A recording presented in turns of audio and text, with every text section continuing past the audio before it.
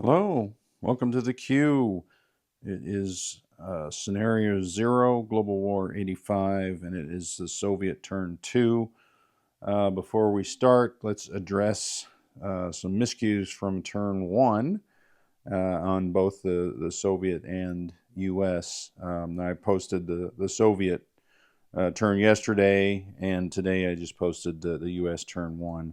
But I've received word back from Global War 85 headquarters and some constructive hints and suggestions and information that lets me know what I missed. So what I missed is on the attacks here with the cruise missiles into Falklands and the anti-ship missile into the Navy there.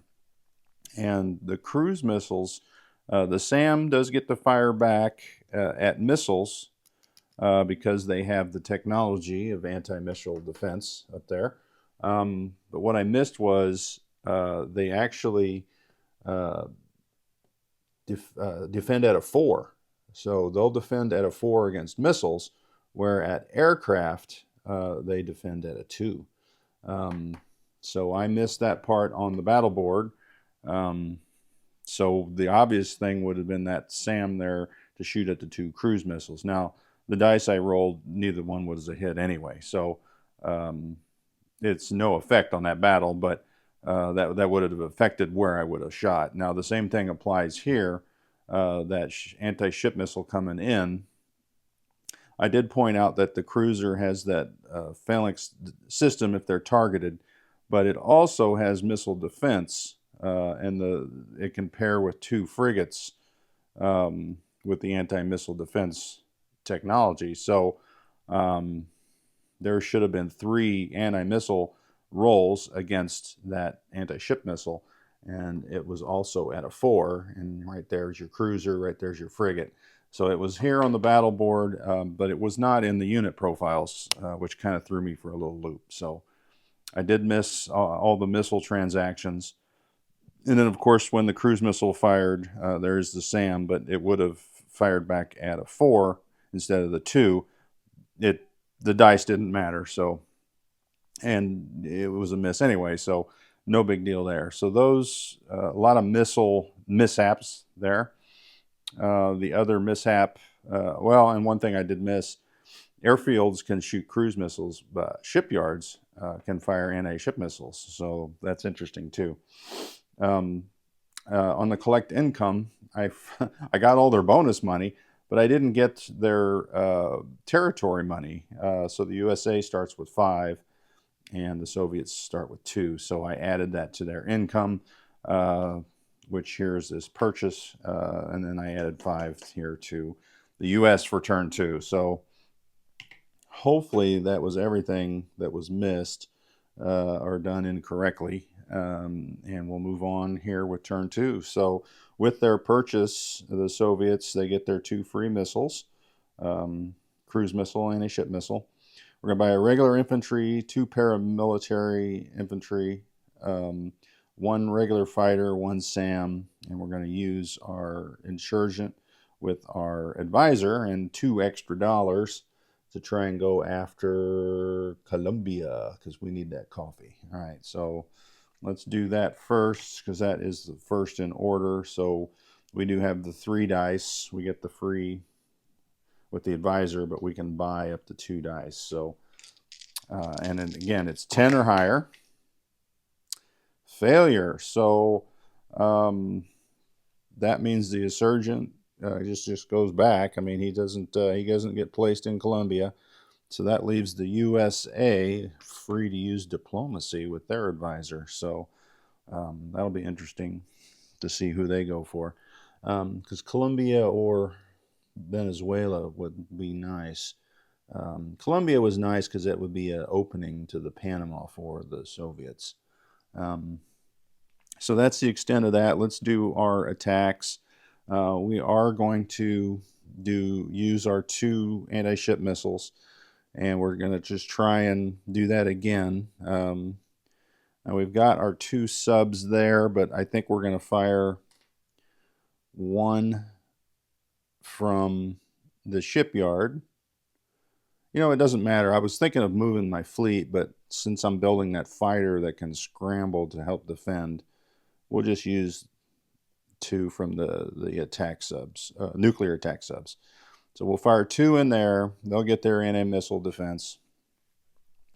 We do have to take out Chile. You know, Chile's, it's not worth a point for their base income, but it is worth a bonus point. So, plus, you know, territories is how you win this scenario. So we'll bring in from Patagonia this mechanized infantry. We're going to bring in 2 main battle tanks as I mess things up here. I'll just put them out here in the ocean. We'll bring in the artillery, and I think we're going to leave the rest there for defense. Our attack helicopter can only move 2 because there's no air base there. So that would be 1, 2, and they can only cross 1 sea zone, so he will not be able to participate. We do have the fighter and the attack bomber coming off the carrier, 1, 2, and then they can come back. The carriers do provide a +1 bonus to air movement, so that's kind of nice. Up here, I was going to attack Ecuador, but now maybe I should attack Colombia, but that's going to leave that. That's going to leave that a little thin, I think. I wonder if I should still do that or not. We've got this airborne at this airbase. So he can come 1, 2, 3 into either space. Let's just go for Ecuador. Just to make, just to gain some ground. So we will bring in the main battle tank and the next gen tank, and I think we'll bring in 1 mech here and leave the oh wait a minute, no, let's do it the other way around. Let's bring in the air cav and we'll leave the 2 mechs for defense because that's better. All right, so that's our 3 battles. Let's do the missiles first. The anti-missile defense will be 3 at 4. 1 from the cruiser and 1 from each of the frigates. Oh, so missiles down. All right.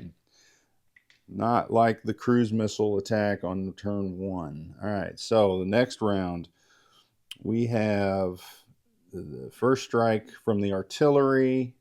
And where's the attacker board here? All right, this is the attacker. Artillery. Doom, doom, doom, doom, doom, doom, doom, doom, doom, doom. Right here. Attacks at a 3.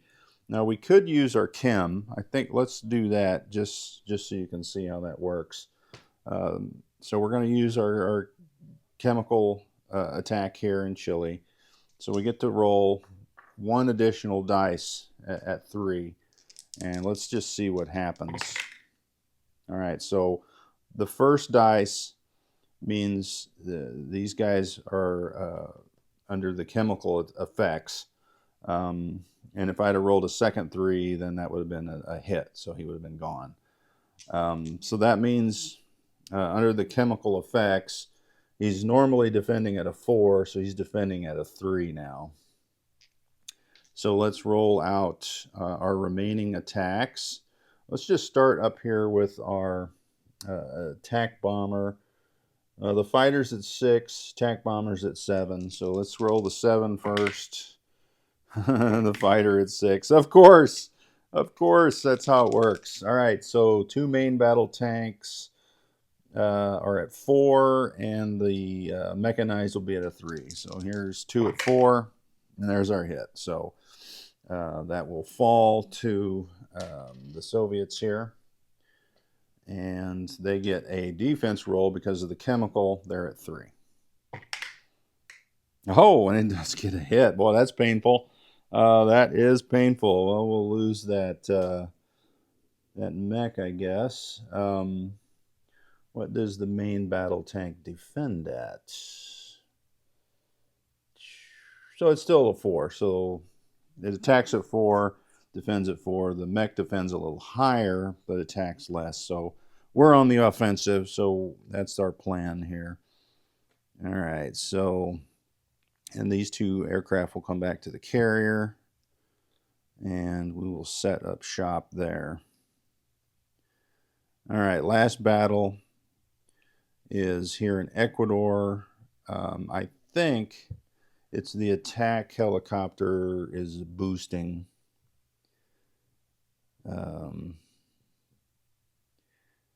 With close air support. Well, that's okay. So that's an attack helicopter, not the air cav. All right. So the air cav's at 4. The airborne will be dropping at a 3. And then we've got a 4 for the main battle tank and a 6 for the next gen. All right. And this is all against a 2 for the paramilitary. So first up will be the airborne at a 3, air cav at a 4, main battle tank at a 4. It's a hit, and the next gen is a 3. So it just occurred to me that they're in mountains, so that main battle tank wouldn't have been a hit. So defending at 2, 11. So no defense there. So the good news is for the Soviets is they've gone up 2 territories. So all that will be there. The air cav, I believe, has the option of returning. It doesn't have to land, so it can move to. So it will come back into Peru. All right, so from here, we're on to non-coms. Put our chem marker back. Let's see. We're going to move the air cav, or not the air cav, the attack helicopter back to Buenos Aires. So it'll go 1, 2. And do I want to move another? I need some defense here. I'm going to build the paramilitary. Let's send one of these mechanized for defense via sea lift over here to the Falklands. And our second sea lift will be this airborne back here because that's where the air base is. And then we're building that paramilitary there. All right, so we've got a third sea lift, which is going to be this SAM, and it will come out here into A45, 1, 2, and into that port there in Peru. All right, so that is the non-coms. Let's place our goods. The fighter is built here at this airfield. The SAM is built here at that army base.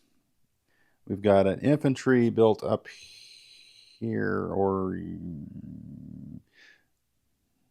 I don't think that, well, they can't attack this territory, so let's build it up here in Peru. And then we've got our 2 paramilitary, one down here in Patagonia and one in the Falklands. And of course we got our 2 free missiles.